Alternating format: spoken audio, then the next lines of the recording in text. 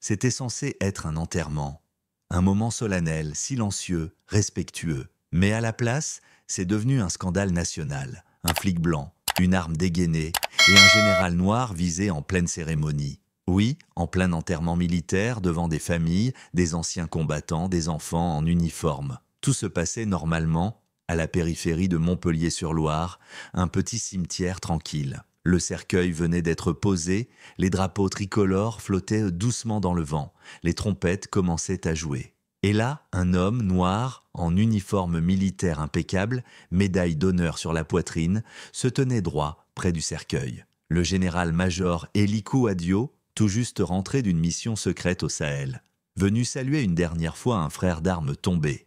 Et c'est là que tout a basculé. Un flic local, l'agent Lionel Mercier, débarque en retard, nerveux, pas même censé être là ce jour-là. Il jette un œil, repère Élie, et sans même poser une question, il sort son arme et la pointe directement sur sa tête.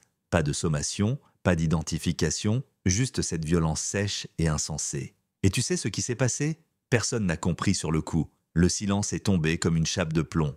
Puis un cri, un mouvement de panique. Les gens se sont jetés à terre, des enfants pleuraient. Les anciens soldats, eux, fixèrent la scène, paralysés. Mais Élie, il n'a pas bougé d'un millimètre. Il a levé lentement les mains et a dit calmement « Vous venez de faire l'erreur de votre vie ». L'agent Lionel hurlait « À genoux maintenant !» Mais avant qu'il aille plus loin, une voix féminine a claqué dans l'air. C'était la capitaine Lucie Navarro, en civil ce jour-là, mais bien connue des services. Elle s'est interposée, badge en main. « C'est le général Kouadio, espèce d'idiot. Baisse ton arme immédiatement. » Mais Lionel ne lâchait rien. C'est finalement un vétéran ancien de la Légion qui a bondi depuis l'arrière, suivi de 2 autres. Ils l'ont désarmé, plaqué au sol et maintenu jusqu'à l'arrivée des gendarmes. Et oui, tout a été filmé. 2 téléphones, plus les caméras de sécurité du cimetière. La scène était claire. Aucune demande d'identification, aucun doute exprimé, juste un geste raciste, brutal et dangereux. Le procès a suivi comme une traînée de poudre. Les médias ont repris les images en boucle. Et puis, le twist, le général Kouadio a refusé de porter plainte.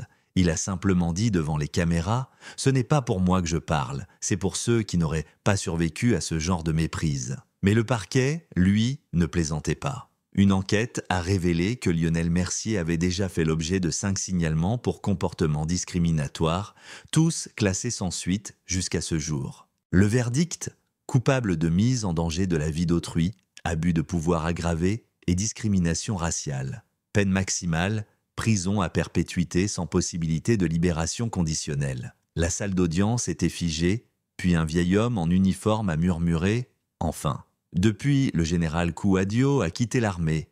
Il donne des conférences sur le leadership, le racisme institutionnel et la dignité. Et la capitaine Lucie Navarro, elle est devenue une figure de proue du changement dans les forces de l'ordre. Quant à Lionel, il est devenu le symbole de ce que ce système refuse trop longtemps de voir. Et maintenant, c'est à vous. Vous en pensez quoi? La justice a-t-elle vraiment été rendue? Ou est-ce juste une goutte dans un océan d'injustice? Dites-le moi dans les commentaires. Parce qu'au fond, ce genre d'histoire, c'est pas seulement ce qui est arrivé, c'est ce qu'on en fait.